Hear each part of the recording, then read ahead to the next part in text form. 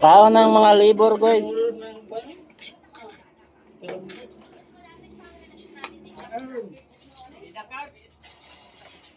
Among suludan kay Balaboy.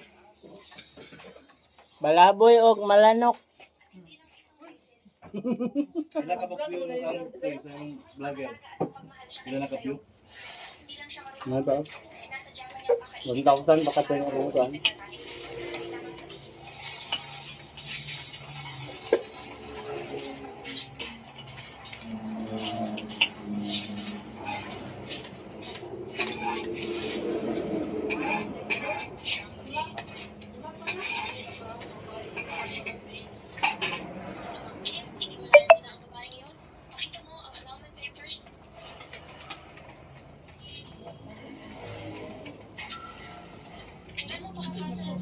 Nag-iintay pa ako ng apos mo yan.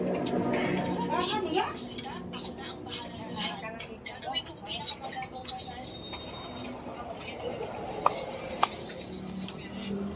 Galingan si President. Si President. Si Vice Mayor. Minsan si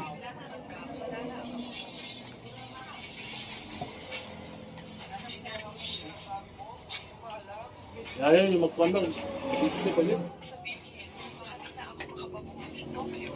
Nangako ka kay siyang naalagaan mo ako. Hindi pa nga doon. Namatay siya dahil sa'yo. Kapatid ko si Alicia. Pa rin ko pangako sa kanya. Papalagi kita. Makasalan ka. Hindi pwede. Huwag kang mag-alala. Kakabakasyon lang ng ano. Baka masama lang ang loob. Sabi ko papakasalan ka ng pamangkin ko. Diba? Ayaw niya ako dahil kay Jackie. May plano ang tita.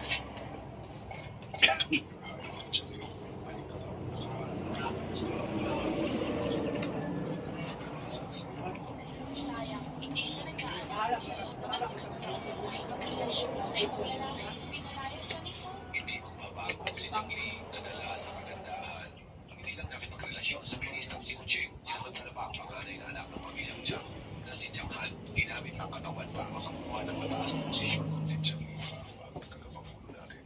Kaya pala naging tagapangulo sa murang edad sa ganitong paraan kapag umangat. Tama ba? Mas drama pa sa pelikula ang mga pakikipagrelasyon niya. Jiang Li, ganito ka pala umangat sa posisyon. Hindi dahil sa akin sana ang posisyon ng tagapangulo nila natin paano kita magkritrito. Anong tinitignan niyo dyan? Anong tinitignan niyo? Hindi ba gumagana? Hayaan mo na. Alis na tayo. Nanood pa rin kayo, no? Wala na ang lahat. Magtrabaho na kayo. Sino nagpakalat ng kalokohan nito? Kalakalan lang to, di ba? Honey, hindi gawa ni Fuyo to. Di ba? Napakasama naman nito. Ginugulo ka ba niya? Hindi naman siguro siya. Hindi siya ganun kasama. Baka sinayang at ito ng buka. Hintayin mo, maghanap ako ng maglilinis sa kanila. Hoy, huwag ka munang aalis. Wala tayong ebidensya para hindi tayo mapanatagan. Narinig kong birthday niya ni bukas. Naghanda na ako ng malaking regalo para sa kanya bukas. Bakit siya mag-surprise dito? Magandang plano yan. Ay, napakagaling pa rin.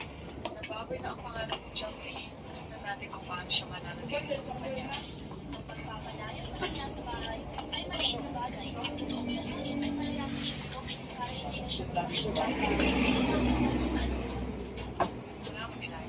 Sisigurado ko na wala kang walang araw. Sige, ito ang mabait kong matugang. Sabik na akong ikasal ka ng ito. Agahan ka pang manusa. Ginoong Chen, narinig ko ang tungkol sa dati mong manugang. Bakit ganun siyang klase ng tao? Yang ay anak ng angkan niya. Bagay kay Kim. Oo, unang pag-ibig pa rin ni Ginoong Fu sa pinipinig niya. May anak na silang dalawa. Talagang magsikap na mag-asawa.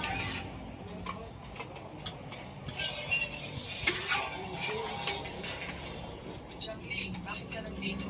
Siyempre, ito ko kasi yung kasalanan. Ang ibinigay mo, marumi ang tingin namin dyan. Lumabas ka na. Hindi ka welcome dito. Nagmamadali kang paalisin ako. Baka may ginagawa kang masama.